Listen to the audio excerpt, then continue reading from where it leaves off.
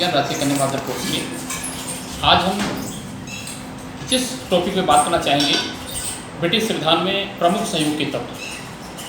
सामान्यतः प्रत्येक राष्ट्र का अपना एक संविधान होता है जो देश का सर्वोच्च कानून होता है, जिसके अनुसार राज्य के शासन का संचालन किया जाता है, जिसका निर्माण प्राय देश की जनता के द्वारा यह एक संविधान निर्मात्री सभा के द्वारा किया जाता है। संविधान लिखित भी हो सकता है, संविधान लिखित भी हो सकता है। ब्रिटिश संविधान ने अपना जो वर्तमान स्वरूप जो प्राप्त किया है, लगभग 1400 वर्षों के विकास काल के पश्चात प्राप्त किया है। ब्रिटिश संविधान का विकास हुआ है, उसका निर्माण नहीं हुआ है। इस विकास में ऐसी बहुत सारी व्यवस्थाएं, संस्थाएं हैं जिनके लिए न तो योजना ढंग से काम किया गया है और न किसी काम को सहारा लिया गया है, बल्कि वे अनजाने में ही संविधान में स्थान ग्रहण कर चुकी हैं। ऐसी सभी व्यवस्थाओं, संस्थाओं को संयोग का शिशु कहा जाता है।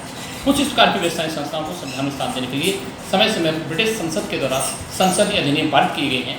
ये मानवीय विवेक का तत्व के नाम है।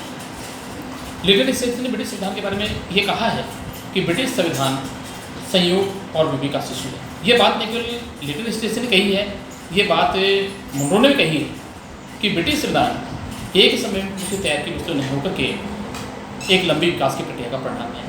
यह बुद्धिमत्ता और संयोग की संतान है, जिसका मार्ग कहीं आवश्यकताओं ने और उच्च कोटि की योजनाओं के द्वारा किया गया है।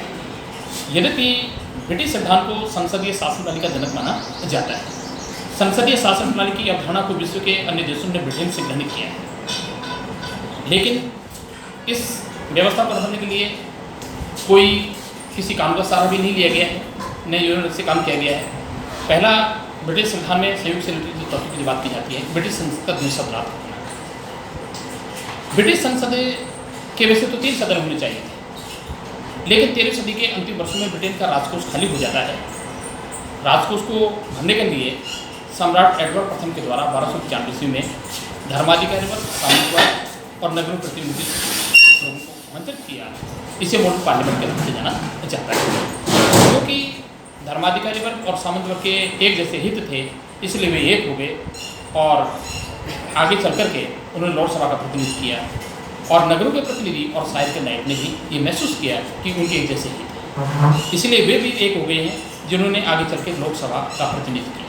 इस प्रकार से ब्रिटिश संसद के 3 सदन होने के साथ 2 ही सदन बन पाए हैं। यह ब्रिटिश संविधान में संयोग का तत्व है। इसी प्रकार से स्पीकर का जो पद है, यह भी एक संयोग का तत्व है। 1376 ईस्वी में लोकसभा ने सम्राट और लोकसभा के सम्मुख अपनी एक व्यक्ति को मनोनीत किया जो आज तक चला रहा है। यह भी एक संयोग की देन है। इसी प्रकार से मंत्रिमंडल शासन की बात की जाती है, तो मंत्रिमंडल शासन प्रणाली को अपनाने के लिए भी ब्रिटिश संविधान में कोई पहल नहीं की गई, बल्कि अनजाने में ही ये संविधान में अस्तित्व में आ गया। 17वीं सदी से पूर्व मंत्रिमंडल का विकास है। एंग्लो सेक्सन काल और नॉर्मन काल के राजाओं को प्रशासन के संबंध में मंत्रणा और सहायता देने का कार्य 2 महत्वपूर्ण संस्थाएं करती थी। विटनेज मॉड, जिसे बुद्धिमानी स्वाभाविक कहा जाता था, और क्यूरिया रेजिस, जिसे शाही परिषद के नाम से जाना जाता था। विटनेज मॉड अपेक्षाकृत बड़ी आकार की संस्था थी, जिसने आगे चल के संसद को ग्रहण कर लिया, संसद में कन्वर्ट हो गई। क्यूरिया रेजिस एक लघु आकार की संस्था थी। सम्राट एडवर्ड सस के काल में क्यूरिया रेजिस ने प्रिवी काउंसिल का नाम ग्रहण कर लिया, जिसने आगे चलकर कैबिनेट को जन्म दिया। 17वीं सदी में मंत्रिमंडल का विकास, 17वीं सदी में मंत्रिमंडल का जो विकास हुआ था, जेम्स प्रथम और चार्ल्स प्रथम के द्वारा क्यूरिया रेजिस की एक छोटी समिति थी, उससे मंत्रणा करना प्रारंभ कर दिया था। और चार्ल्स द्वितीय के काल में मंत्रणा देने की जो शक्ति थी 5 व्यक्तियों के हाथ में थी। उनका नाम था किलफर्ड, आर्लिंगटन, बेकिंगम, एस्ले और लाडरडेल। 18वीं सदी में मंत्री का विकास, वास्तव में पूर्ण अर्थ में ब्रिटेन में मंत्री का विकास 18वीं सदी में ही माना जाता है। 1714 ईस्वी में हेनो वंश के राजकुमार चार्ल्स प्रथम और चार्ल्स को ब्रिटेन का सम्राट बनाया गया, लेकिन दोनों ही राजकुमार को अंग्रेजी भाषा की जानकारी नहीं थी, इसलिए भाषा की अनभिज्ञता के कारण दोनों ही राजकुमारों ने मंत्रिमंडल की बैठक में भाग लेना बंद कर दिया। तत्पश्चात मंत्रिमंडल के किसी एक सदस्य के द्वारा मंत्रिमंडल की बैठक करना प्रारंभ कर दिया, जिसने आगे चलकर प्रधानमंत्री पद को जन्म दिया। सर रॉबर्ट वालपोल ब्रिटेन के प्रथम प्रधानमंत्री माने जाते हैं। 1742 ईस्वी में ब्रिटिश मंत्रिमंडल के द्वारा एक प्रस्ताव पारित किया गया, जिसको अनुमोदन संसद के पास भेजा गया, लेकिन सब ने उसे अस्वीकार कर दिया।